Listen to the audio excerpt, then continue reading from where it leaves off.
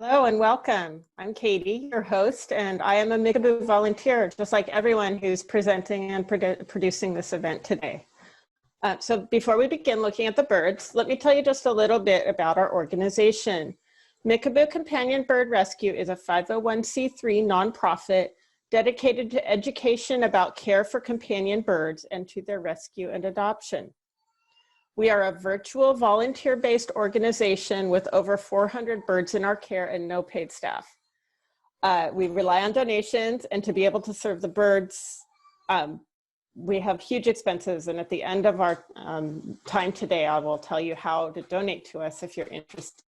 To give you an idea of the scope and our need, our average vet bills are in the order of $40,000 to $50,000 a month.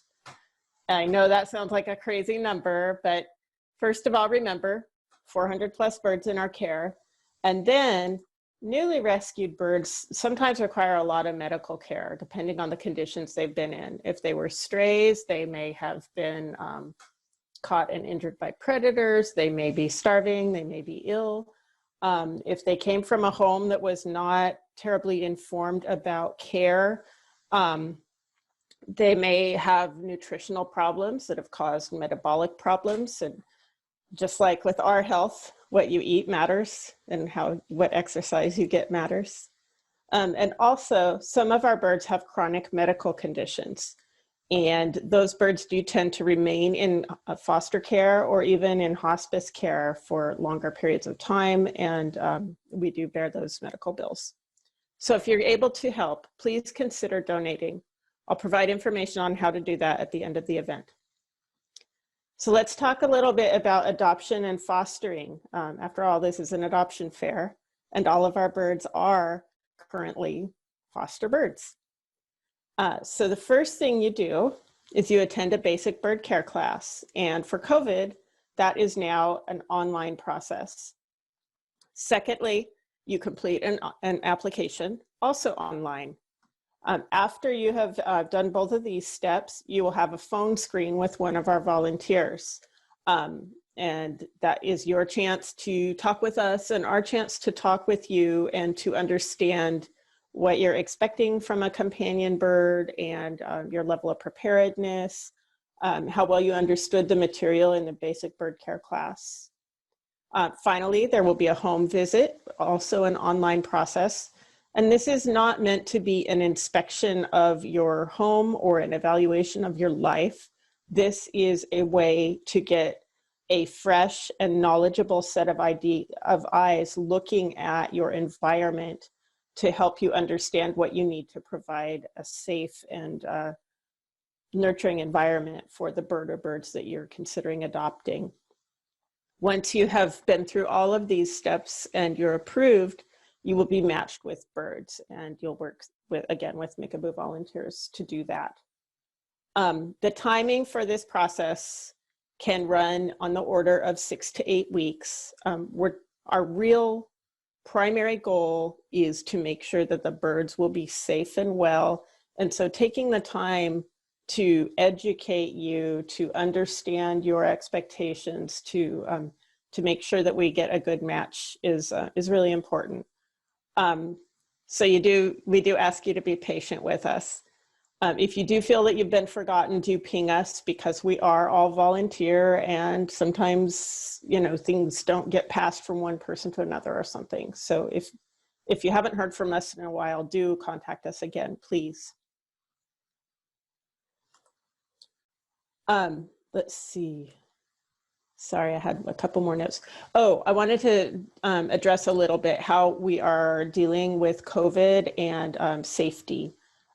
So none of this process is face-to-face with contact, and that makes it a little bit tricky doing things like meeting birds you might be interested in adopting, or transferring a bird to your home as a foster bird or for an adoption. So for meeting birds, you may have a virtual event similar to this, but on a much smaller and more intimate scale.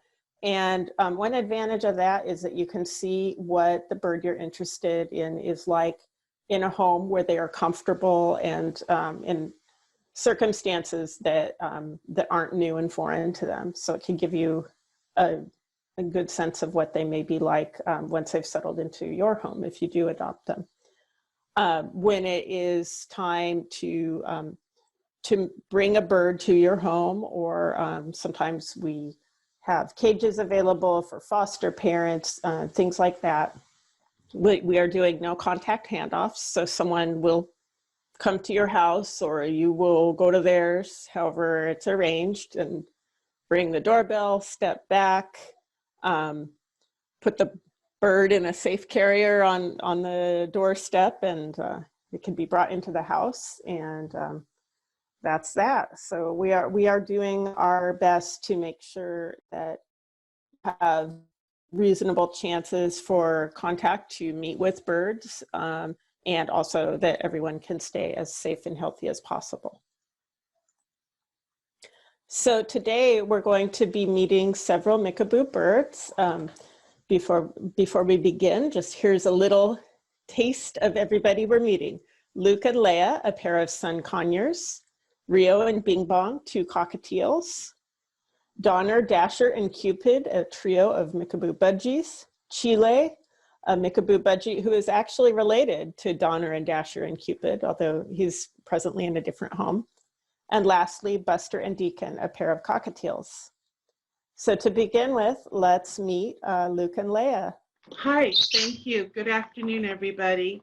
Good afternoon, Marissa. Can you tell us a bit about these beautiful birds? I can. So Luke and Leia are 2 wonderful bonded pair of conures. They're actually brother and sister.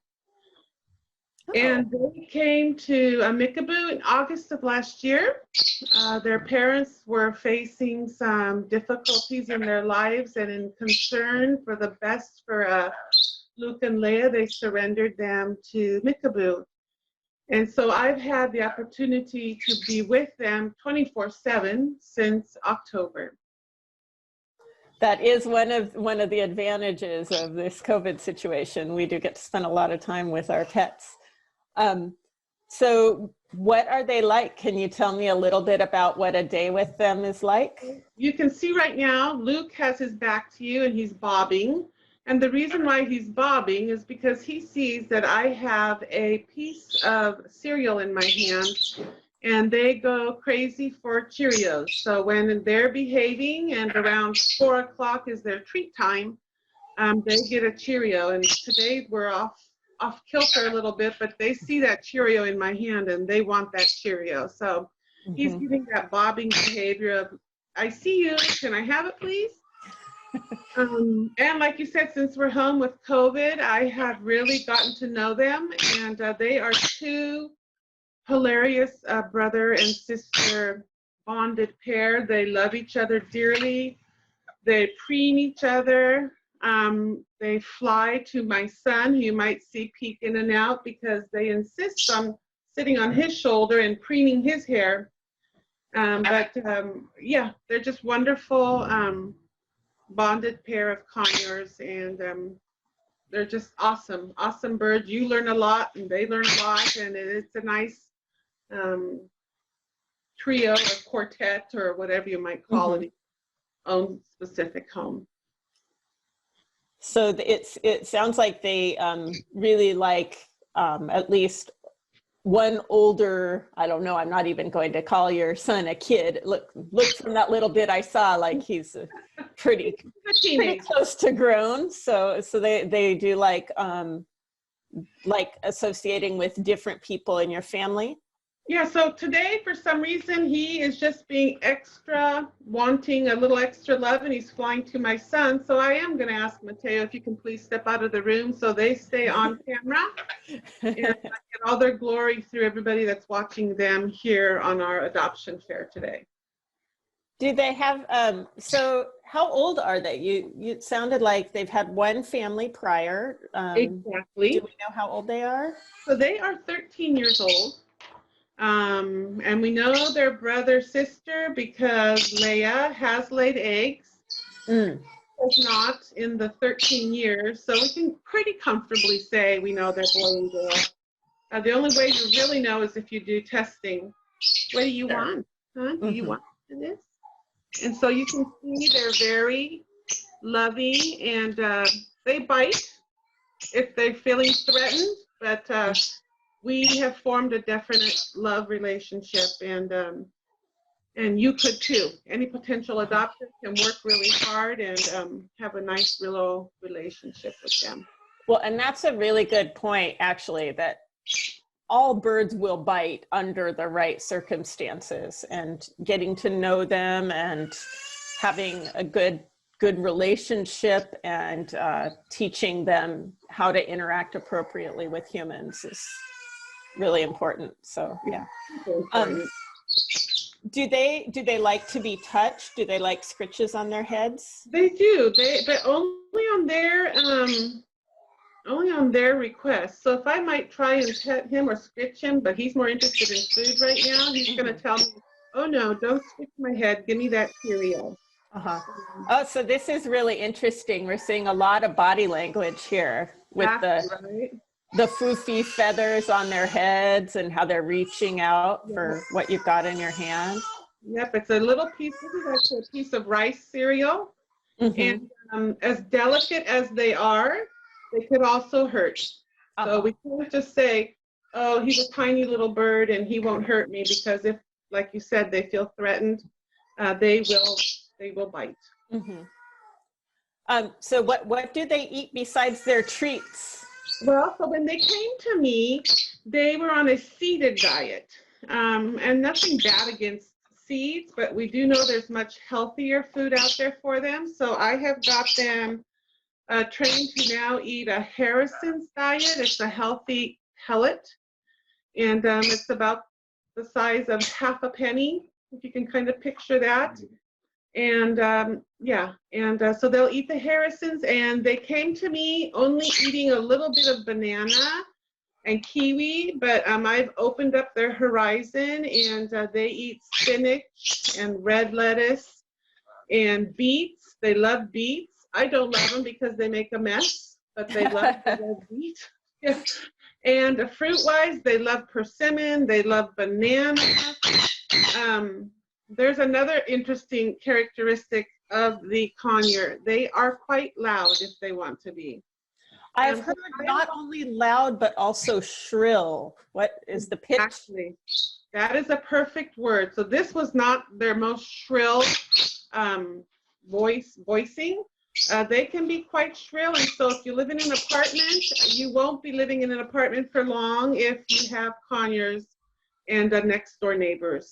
They can be very loud, and they can be very sweet, but when they want something, especially these guys, if they want food or if they want out of their cage, they will scream. They will have a very shrill, loud scream. Before we proceed any further, I just want to tell our audience, because I think I forgot to mention it, that we're using the Q&A function for any questions people might have. So if you have questions about Luke and Leia, please go ahead and type them into Q&A, and we can get Marissa to answer them here while we have them on screen. And before we get any questions from our audience, do they step up? Could you tell me that? Step up. So I wanted to show you what the pellet looks like that they eat. Oh, yes. You can see how small it is. It's just a little pellet, but to them it's just so delicious. And so now you want it. You know, another thing is, how do I know which one is Luke and which one is Leia? So Luke is farther away from me. He's not as bright as Leia. Leia has definitely a more golden crown and brighter in her chest. Luke is a little more softer and not as bright orange, definitely yellow, but Leia is very bright. And so she's giving me the signal that she wants this piece of Harris. So can you step up? Hold on, let me put my bowl of food down and see if she'll step up. You want this? Step up. Step up. Come on, she can do it, but again, it's always on their terms. And so she's telling me, no, I don't want to step up, just give me that food. Step up? No. You want this? Yeah, good job. I'm gonna put it in the bowl. And they are very smart. They will hear that clink of the food, and they will run to that bowl for their food. It's in here. Mm-hmm. Yep. Mm-hmm. Do they need any kind of special care or cage setup or anything? No, when I got them, they seemed quite healthy. They've appeared quite healthy. They have a cage that it might be just a tad on the smaller side, but since I foster other birds, it's what fits in my home, and they're happy with it. They're happy if they can be out of their cage, sitting on this rope perch here. Right here along the front of the cage. Yeah, and they'll crawl all over the cage as long as, and pretty much that's where they hang out. Again, like if they want something, they'll fly to me, and I'm supposed to guess what they want. We've got that pretty good. You know, I know when they want to eat, and I know when they want to go to bed, and yeah, they're good little brother-sister pair. But like I said, they do like to scream or shrill cry, but then they can also be very entertaining. Like when they bathe, I put a bowl in the bottom of the cage and stay right there with them. You never want to leave a deep body of water near them without being supervised, but they also love to be misted. And I just have a big mister bottle that I got at Home Depot, and I squirt them with that water, and they just think that they're in that rainforest. In the rainforest, yeah. And all my birds love to be misted. We do have a couple audience questions here. One, do they get along with kids around the age of 8 or 10? And another, do they like to be held? And I'll just say in general, being held and sort of enclosed in a sense is not a typical bird behavior. And in fact, it's the sort of thing that may be interpreted as sexual, and that's something in general that we don't want to do. But how about getting along with younger kids? Do you have any insight about that? I have some friends who have children who are 2 and 3, and in general, I tell all the parents when they come in with their littles to please be careful, because I do not know how these birds would behave with little children. Yeah. Okay. So I forewarn everybody. As far as 6 and 7 years old, again, it's a learning pattern. I don't have any 6 or 7-year-olds coming around, so I can't answer that. Yeah. But typically it's a learning process. It's a learning process. So they're actually coming down to my hands because I have my hands lower than the perch. And up here, they'll come right back because they'll do anything for attention. Thinking I have more food, but you've eaten all that you can today of your treats. Yep. You got all the treats there are, guys. Well, we're just about out of time, but are there any last words you'd like to share about Luke and Leia? Gosh, so I've had them since October. I've learned a lot about them, but there's still a lot more to learn. I hope they go to a family who have time to spend with them so they can enjoy them as much as I have in the few months I've had them.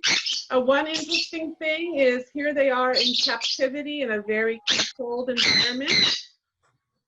Out in Brazil or in South America, believe it or not, these guys are on the endangered list.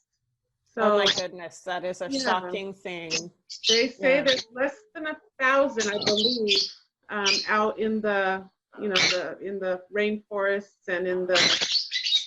Wow. Highlighting the importance of conservation in the wild as well as the things we can do in rescue in our human environments. Exactly. That's about it. I mean, if you think of more questions, I'm here at the end of the presentation. Feel free to reach out. Okay. We'll be hanging around. Yeah. All right. Good point, audience. Remember that you can keep asking questions. So thank you so much for your time, Marissa. It was lovely to meet Luke and Leia. And now we are going to meet 2 cockatiels. Hi, Kate. Hi, Who have you got here? I can't remember who's out of the cage. Rio is out of the cage and Bing Bong is in the cage. I have two separate cameras going, so we're going to switch back and forth between them. But these two have been cage mates for about 3 weeks now.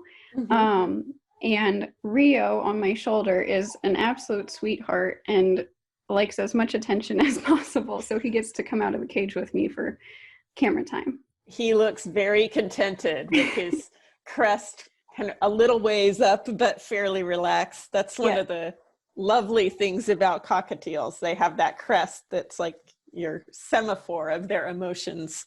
Yeah.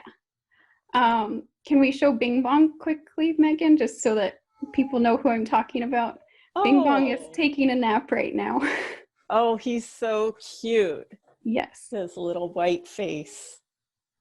So you said that these two have been cage mates for 3 weeks now. Yes. So Rio here with me came from a family surrender in Sonoma, and he hadn't ever shared a cage before. So he's still learning about that, and he's getting much better about sharing toys and food and things like that. But Bing Bong is extremely patient, so Mickaboo thought that they would be good cage mates, and they so far have been really good. They're not bonded because they've only spent a few weeks together, but they are doing well together.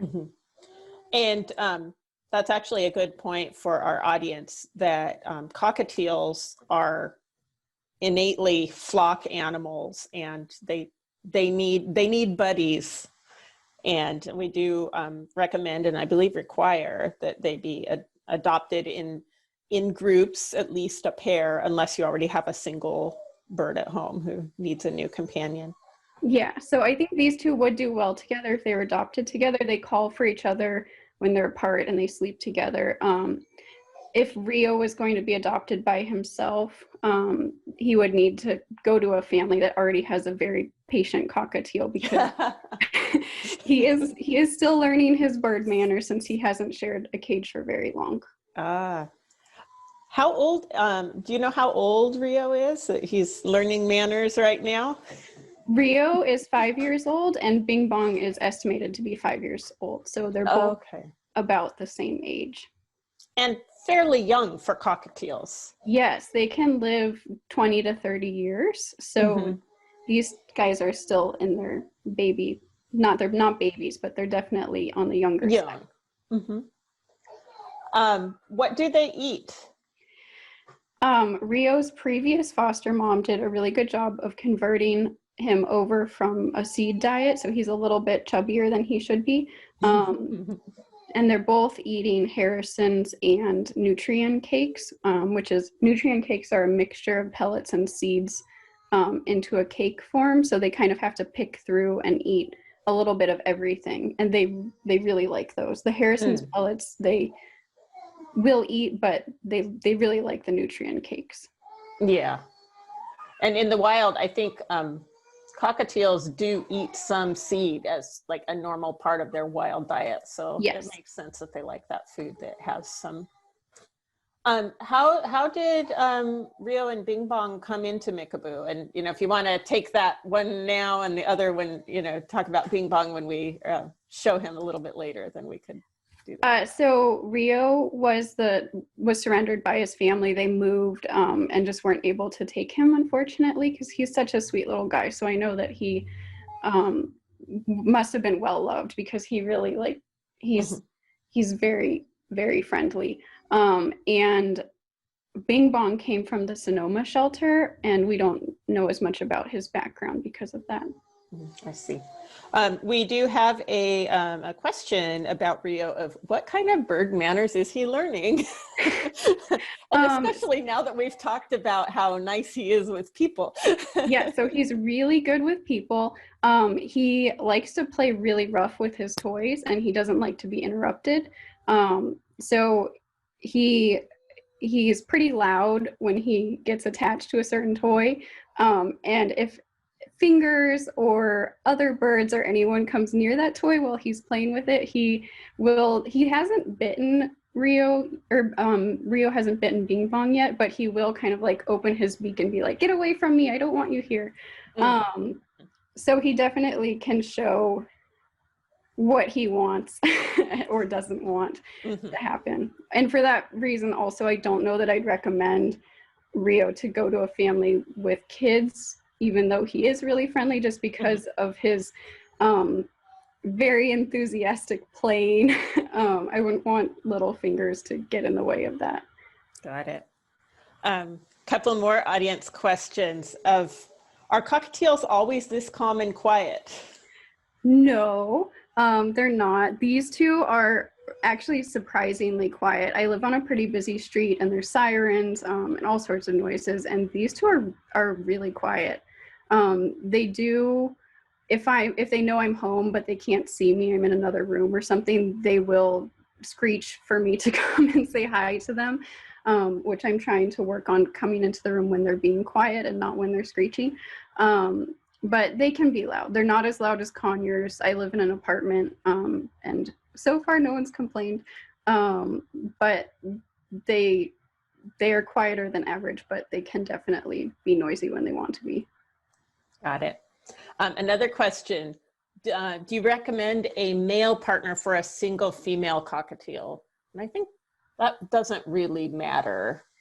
Yeah, I think as long as their personalities get along together and you're being proactive about, like if they start doing nesting activities or any of the other hormonal behaviors, like looking for places to hide or egg laying or anything, you would need to give them more darkness time and take away anything that they can make a nest with, and obviously take away or do something about the eggs, not let them hatch. That makes sense.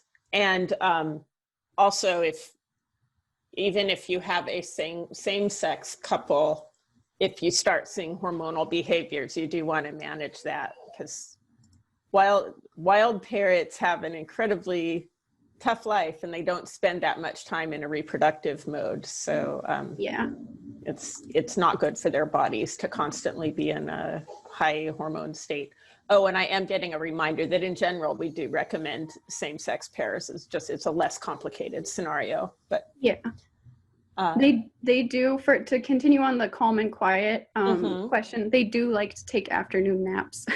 So this is kind of their nap time anyway. So they're being pretty calm, and that's typical for afternoon. It was cute to see Bing Bong open up his eye there. What's going on? So I talked a lot about Rio. I should probably cover Bing Bong a little bit more.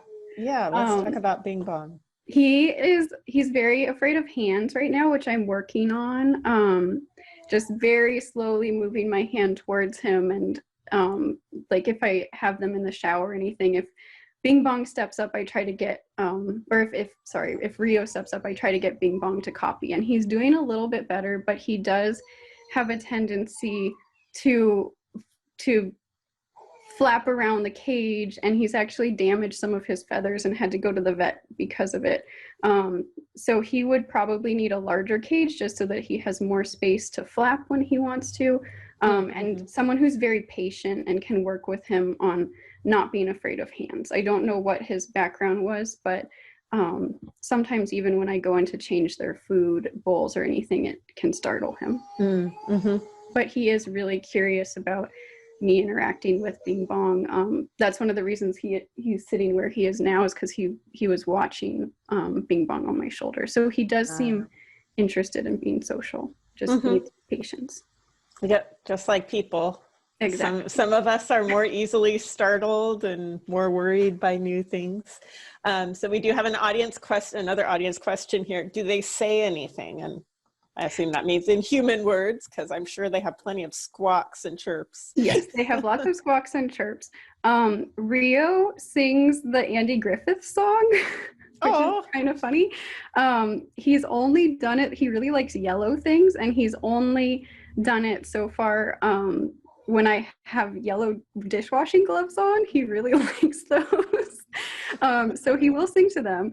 And then Bing Bong is a lot more quiet than Rio, but he has whistled once, and he had a little song that he was singing for the afternoon, and he seems to blow kisses sometimes too. So they do both sing when they feel like it, but it's not a regular thing so far. And that's probably only because I've had them for 3 weeks. I think if they're more settled in, they probably would be a little bit more frequent singers. Do either of them need any special care in terms of a cage setup or medications or anything? No, they're both medication free. I like to mist with saline on their noses just because the vet has told me that that's a good thing to do. So I do it anyway just to keep their nose clear of dust and little feather bits. Bing Bong I do think would be better with a larger cage than I have, just for more space. But other than that, they don't need anything really special. Rio needs to stay active to work on his weight. Being a little overweight, but he's pretty good at, like, he wants to be wherever I am, so he ends up being active that way anyway. Got it. So we're almost at the end of our time, but is there anything else you want to tell us about these two before? I don't think so. I'm looking through my notes. I wrote down a few things. No, they're just Does one of them get car sick? I feel like.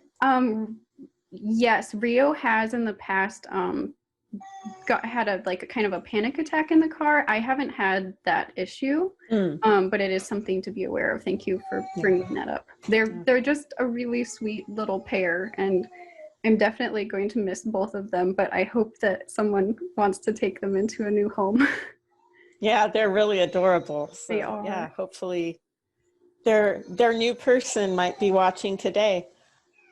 So the next thing we're going to do is a little turning the tables here. Kate is going to interview me to share my foster budgies with you. And as we begin that, I just want to remind everyone, you can ask questions in the Q&A so that we can tell you more about any of these birds you're seeing today who you might be interested in. So Katie, will you tell me about your budgies? How did they come to Mickaboo?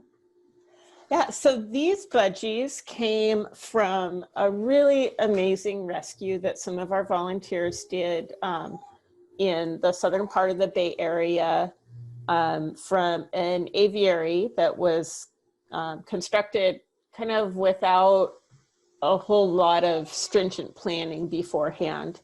And these budgies were sharing the aviary with some larger parrots, which was dangerous for the budgies, and I would say probably also annoying for the larger parrots. But also there was uncontrolled breeding going on. And so in the middle of your screen, the bird who's almost completely blended into the rope perch is Dasher. He's an adult male. And then to either side of him are two who have more yellow on them, and that is Cupid and Donner. Cupid is a very young adult female, and Donner is still a baby. I'm guessing probably a girl, but we don't really know. And these birds, we don't know how closely they are related, but when they were removed from the aviary, Dasher was feeding Cupid and Donner, and budgies are very flock oriented and communal. So he might be their dad, he might be their uncle. We don't really know, but they're fairly closely related, and they're really nice little budgies. They just had a rough start in an unfortunate environment. That's so good that they were able to come into a happier and probably more calm home too. So they look very calm right now. Are they usually like that? And are they hand tame coming from the aviary situation? So they are not completely hand tame, and that's on me.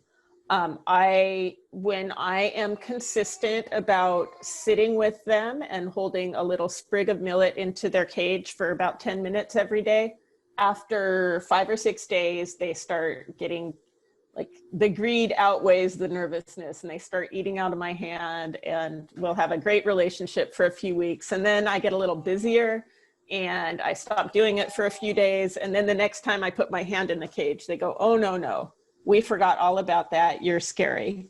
So they are capable of being good friends with humans. They just need someone who's going to put in the time every day and be consistent with them to get over that hump of still some residual nervousness with humans. Okay, so consistency would be the answer if they're going to become friendly. Yes. Okay. What type of food do they eat? So like Rio and Bing Bong, they primarily eat nutrient cakes. And they also eat a lot of vegetables. So the sort of green lump you see hanging down off of that black shelf perch, well, it's not below it, it's above it. That's actually the leaves of celery. I have some celery plants in my backyard, and they really like leafy greens. So they eat celery, parsley, they eat the leaf part of bok choy, they eat lettuce. They're not so big on orange vegetables, things like sweet potato and carrot, but I keep offering them because vitamin A is good for them, just like it's good for us.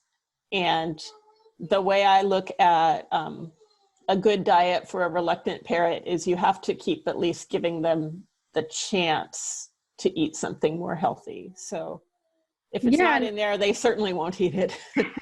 That's great that they are so open to eating different things. It's almost like they're little composters for you if they're willing to eat the leaves of other vegetables that, like if you eat the celery stalk, they'll help you with the leaves too. Oh yeah, they love it. Celery leaves are one of their favorite things. I have some volunteer celery plants, and I'll throw this offer out there that if someone wants to adopt these guys, I will dig you up a celery plant care package to take home if you have space in your yard for it. Do you recommend that these three are adopted together, or would they be okay being separated? They would definitely be okay being separated. Right now, I do think what we have here is 2 girls and 1 boy, and budgie hens tend to be a little more bossy and inquisitive. And so sometimes they just squawk a lot.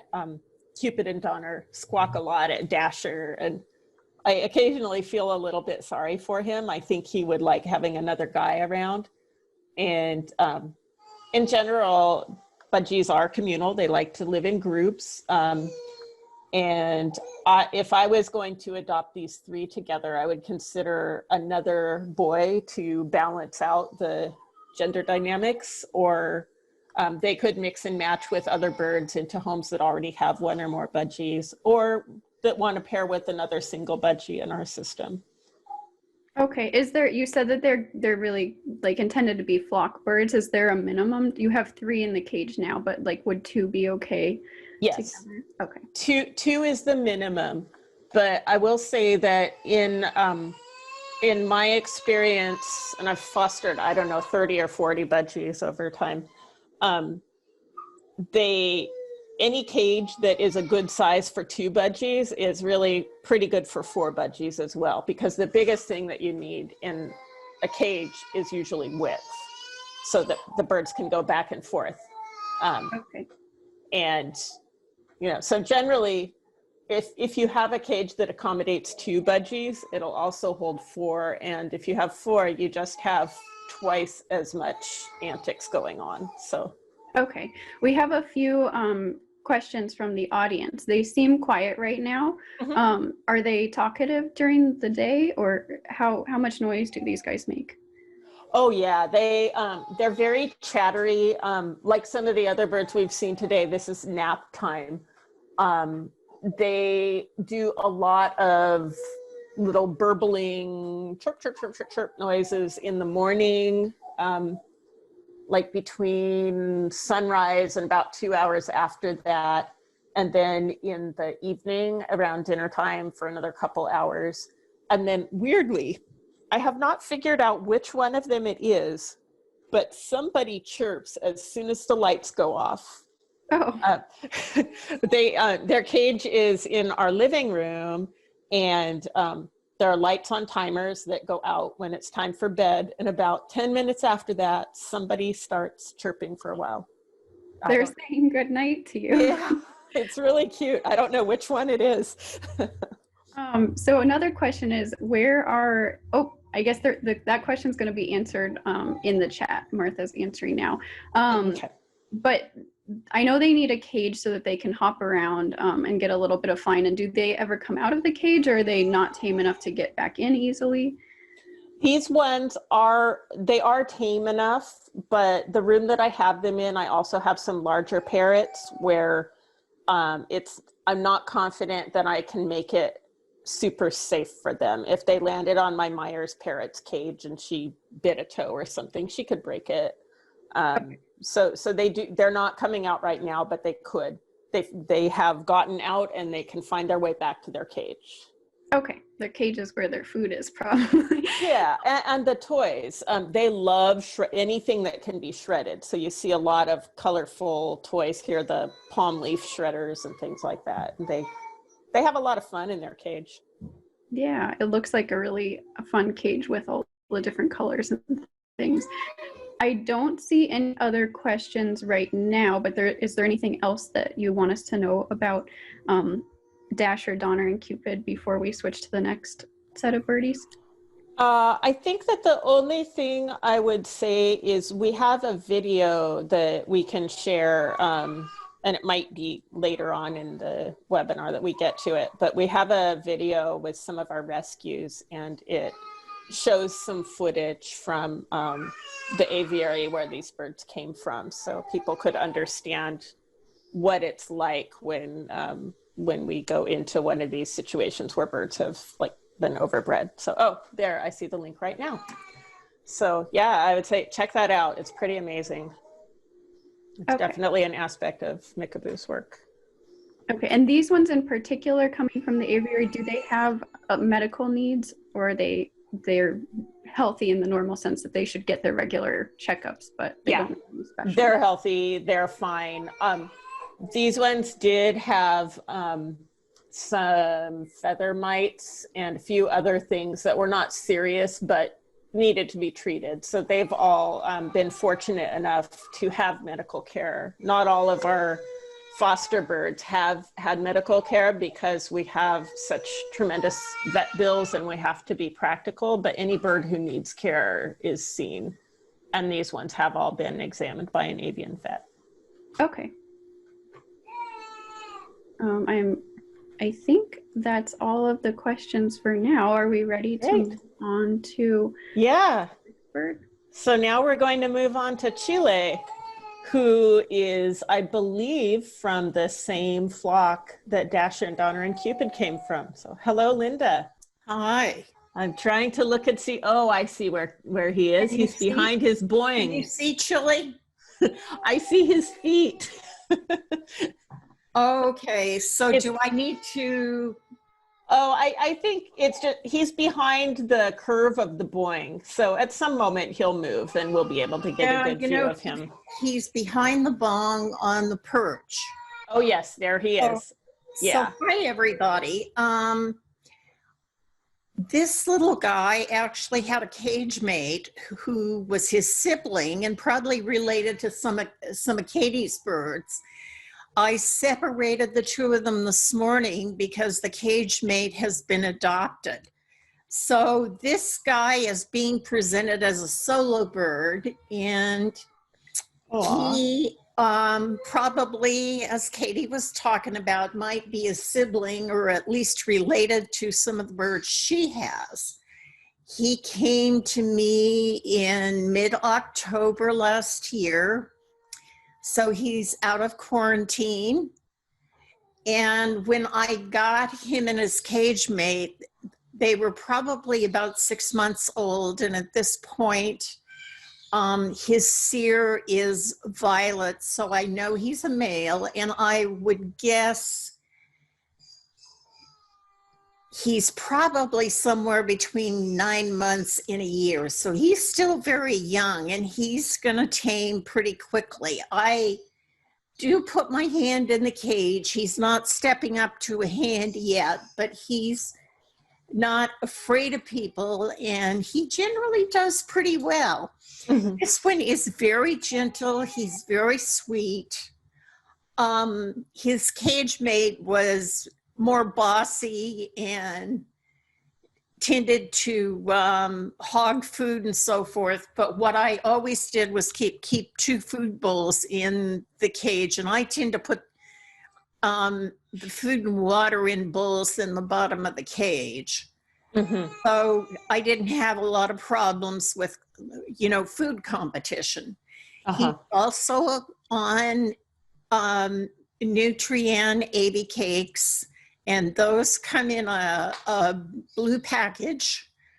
And I mix those with either Harrison's Fine Crumbles or with Supreme.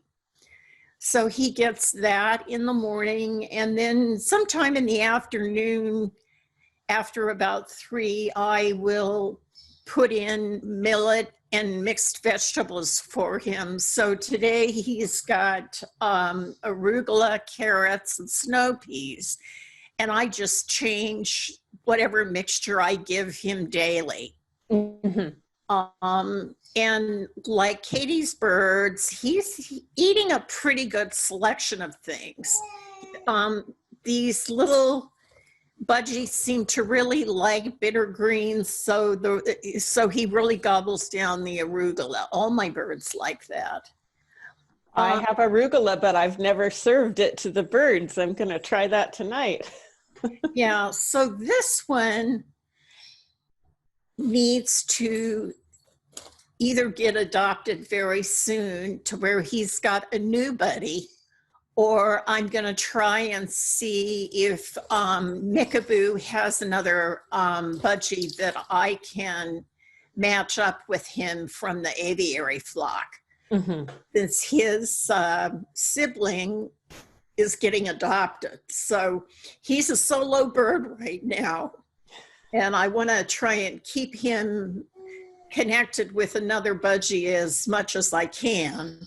Yeah, he'll like that. It's important emotional support and social.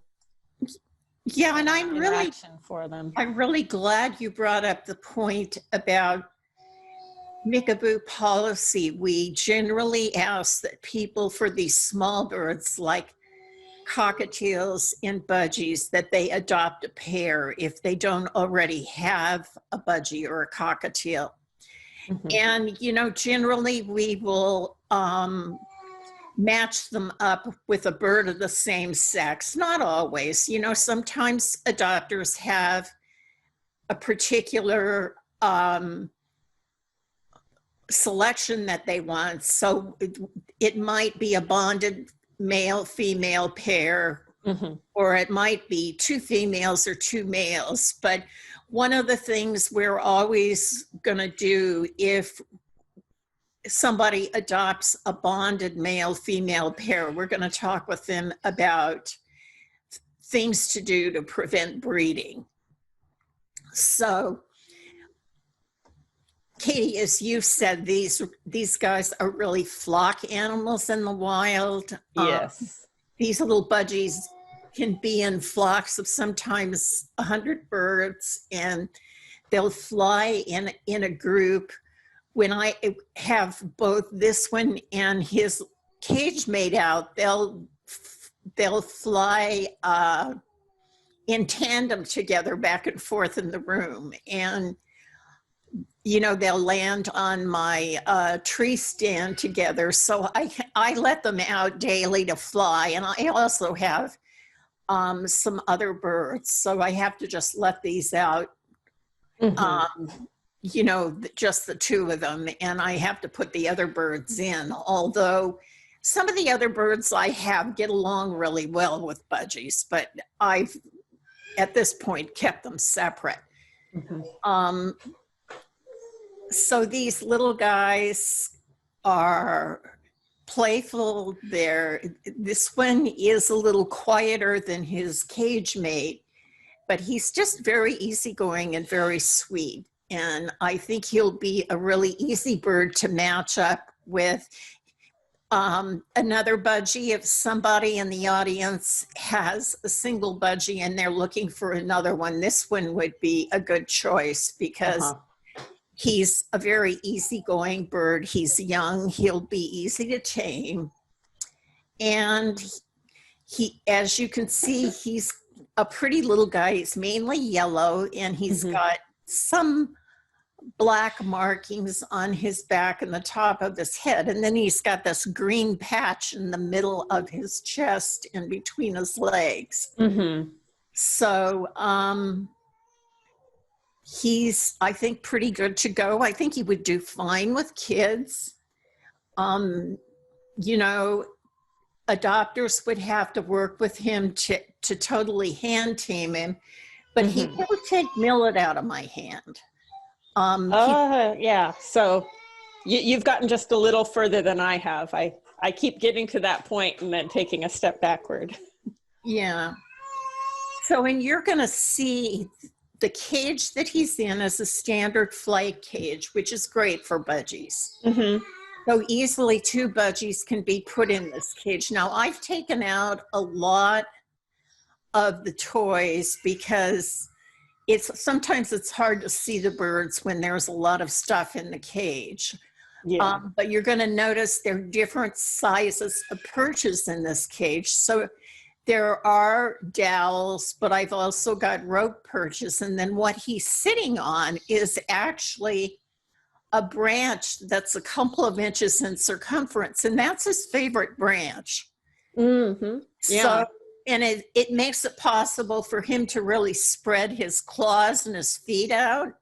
Yeah, that's pretty big relative to the size of his feet. So that's his favorite place besides the bong.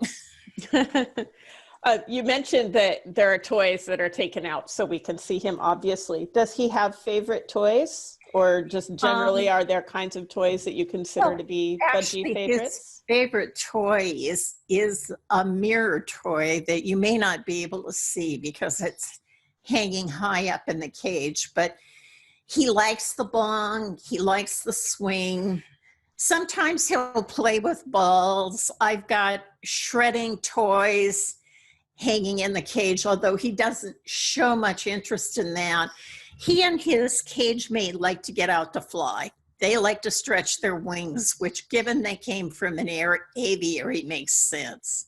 Yeah, I saw him take a nice little flight around in that cage, which helps you understand why they're called flight cages. Yeah. So, you know, they can flit back and forth, but coming out daily for about 2 or 3 hours, I try to make that happen, because they definitely like to be out to fly around. That's great. We're coming toward the end of our time, so a reminder to the audience, type any questions into the Q&A. And are there any other things that you'd like to tell us about Chile? Well, I think he's just a really sweet little bird. He's going to fit in pretty nicely any place he goes. You know, I think he just needs to be paired up with another budgie or a group of budgies. So I think he's ready to go. And if somebody's interested in adopting him, I would be happy to do a Zoom visit with them. Yeah, and right now that's a great way to do to meet a foster brood who you're interested in adopting. So yeah, good reminder for our audience. Well, thank you so much for introducing us to Chile, Linda. Thank you. It's really nice to see him. And now we're going to meet a pair of cockatiels, Buster and Deacon. So hello, Buster and Deacon. And I believe we have Arnita and Maya with us as well. They're people. Hello. Hello. Hi. I see you have a very nice, tasty sprig of millet there to tempt them out of their cage. Yes, the idea is that that way you guys could all get a better look at them.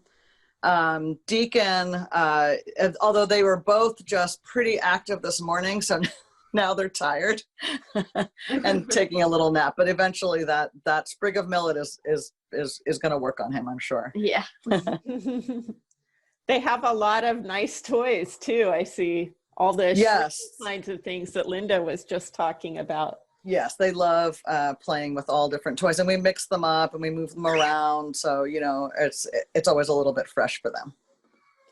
So can you tell us who's who? I see one is mostly yellow and one is mostly gray with the cute yellow cockatiel face. Yeah, so Deacon is the gray one, who's kind of in the middle, and Buster is the yellow one. Did they come to Mickaboo as a pair, or are they matched up in your home? Yeah, so I'll tell you a little bit about their background. So Deacon came to Mickaboo with a broken wing. The Mickaboo vets fixed him up, and then he was adopted in 2009. And sometime between then and when he was returned to Mickaboo in 2017, the family who had Deacon also got Buster. And so that family could no longer keep them. And so in 2017, they were both returned to Mickaboo as a bonded pair. And they really are a bonded pair. They were just adopted last July and were doing great in their new home. But unfortunately had to be returned in December because the family's home burned down. So we have been fostering them for about 2 months. My goodness. So new in your home, but a long-term couple. We did have an audience question, should they be adopted together? And I think that's a resounding yes. Definitely Yes. together. They love each other. So, and here we have And Bravery. there he is. He's woken up from his nap. So are they tame? Well, they can easily step onto objects, like we use like bowls and ladders, and they love to explore outside their cage. They will normally step onto our hand. They like to step onto our hand more when they're outside the cage than when they're inside. And they do like company, but sometimes they're not completely hand tame. So sometimes they won't get on your hand. But we're making a lot of progress. Well, I have to also, mine's being a little modest. So we, when we got them 2 months ago, they were very shy, quiet, just kind of hanging in their cage. So we just gave them tons of space. And I would recommend this for their new family. Just give them a lot of time, a lot of space. They will eventually get used to you, but they need some time. And so we didn't put our hands in the cage, at anything that would potentially startle them. And it's just been 2 months now, but Maya's been working with them every single day, probably multiple times a day. And, now it's to the point where she can just freely put her hand in the cage. She can get them to step up onto her hand and then bring them out of the cage. In the morning, I'll go get my coffee, and she's already in Zoom school and has Buster sitting on her lap while she's doing her first morning meeting. So they are definitely tameable for sure. You just don't want to rush it. Well, and that's what I have not achieved with my budgies. So hats off to you, Maya. It takes discipline. A lot of the things that foster what we think of as good behavior in the birds are actually really influenced by our behavior. Yes. Yeah. And I've also seen Maya's very confident with them. And I think that they really respond to that. Mm-hmm. If you're a little tenuous or you're like your hand's a little herky jerky, then they get nervous. Sure. That makes sense. Yeah. Mm-hmm. If you think something's wrong or you're nervous, then that's right. Maybe there's something they should be nervous about too. That's right. Yeah. Come on, Buster. You want to come out? No, thanks. No, thanks. I'll just watch. So do they have favorite activities that they like to do each day? Yeah, they love to play with their toys. They don't have really favorites. They just like them all. They love to come out and explore. They'll pretty much do anything for Millet. I think Deacon likes Millet a little bit more than Buster does. And he's a little bit more confident than Buster is. Buster's a little bit more shy. They just like to be around others, and they're very fun. Yeah, it's so fun to watch.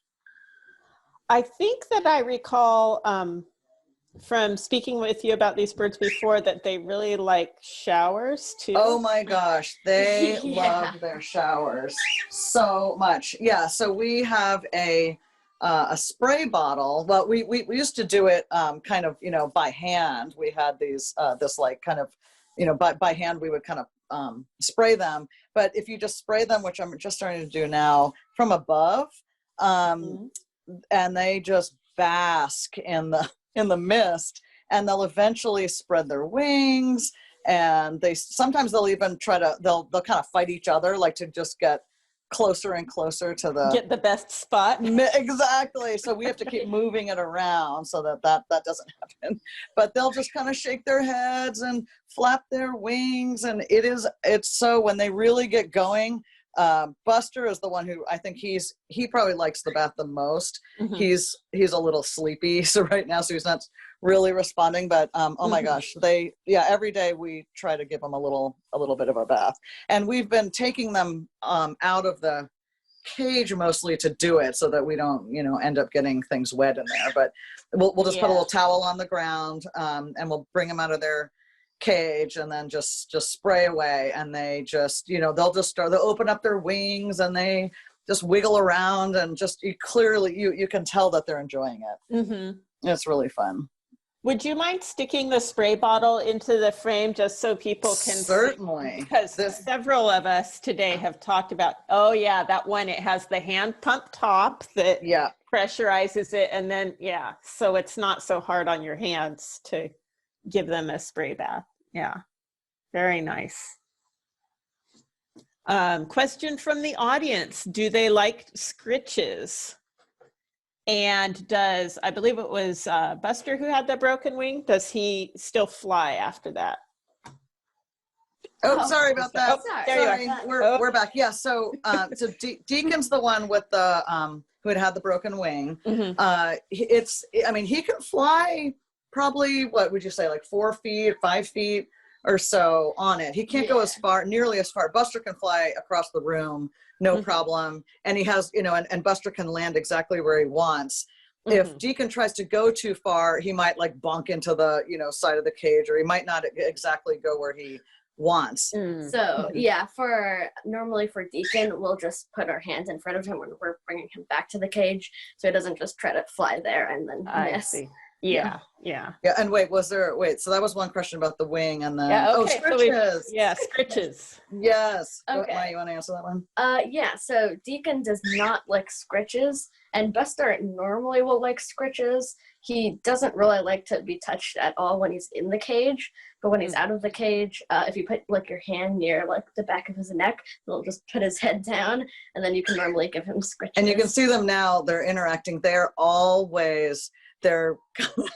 kind of, I just love to watch them. Look at them go. They're hilarious. Yeah. Another question from the audience, and a reminder to everyone else, you can type more questions in the Q&A about these or any of the other birds we've met today. So what is their favorite genre of music? They're not very picky. They love a lot of music. I think they like more like calm, like piano music, mostly, and they'll normally fall asleep to it. We'll play like rainforest sounds sometimes. They like that. Yeah. We tried playing like cockatiel sounds, and they were really like excited and, you know, kind of looking around and where are my people? And they kind of like all music. So we're getting close to the end of our time. Is there anything else that you'd like to tell us about them, or any special needs that they have for their cage setup or medications or anything? I will say they don't have any special needs, even though Deacon did have the broken wing. It's been fixed.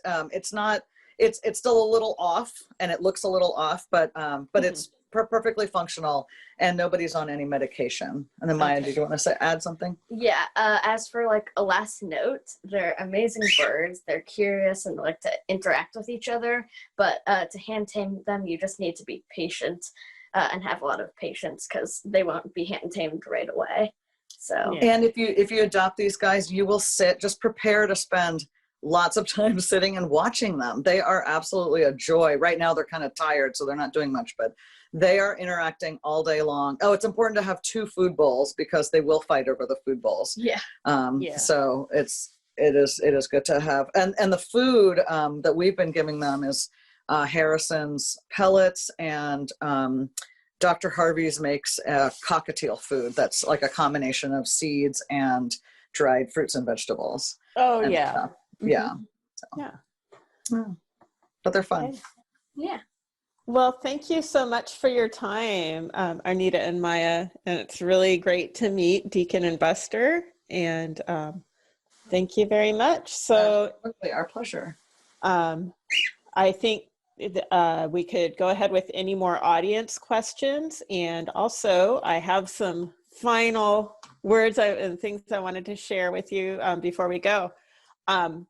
If one of these birds seems like the one for you or the pair for you, do contact us and we can help you get started with the adoption process. We have the basic bird care class every other week, and it's free, it's online, you can do it from home. And we'll be so happy to see you there. And thank you for coming to our January adoption fair. Our next one will be on February 28th, and we'll have a whole different set of birds to show you then and to introduce you to. Another reminder of, remember, we are completely donation funded. And if you would like to support this work of parrot rescue, please donate to us at mickaboo.org, MICKABOO, /donate/donate-funds. If you have any suggestions for how we could improve this event for you, please let us know and we'll think about what we can do. We're always looking to improve how we present the birds to you. Last but not least, I'd like to really thank all of the foster parents and the foster parents who were brave enough to join us today on video, and all of the volunteers who did all the technical logistical work to make this event run smoothly for you. Please stick with us through the credits to see who everyone was who worked on this event. And we're going to keep monitoring the Q&A for a little longer in case you have more questions for us. Thank you so much for being with us today. And I'm really sorry for my 3-year-old in the background. Sure, you could hear her from time to time.